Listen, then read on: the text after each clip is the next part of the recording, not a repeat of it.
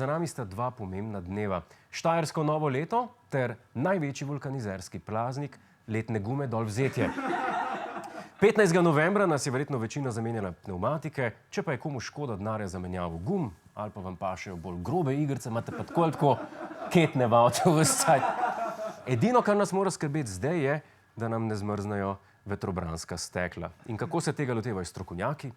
Jaz z vročo vodo polijem, če je zelo mrzla šipa, če je mrzlo, vržem tudi kako krpo preko, da se malo ogreje, ker se tudi potem ne zaledini nazaj.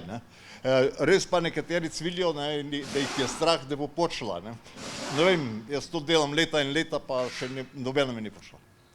Ko pa naredite pol, pa pogrem pa na pir.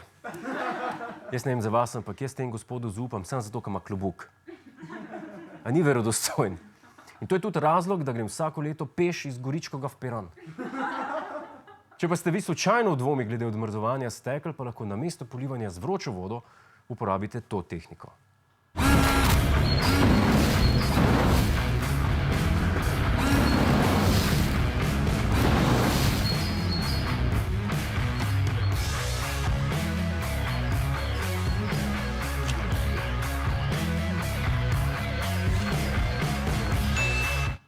A ni ta ogenj odlična ideja?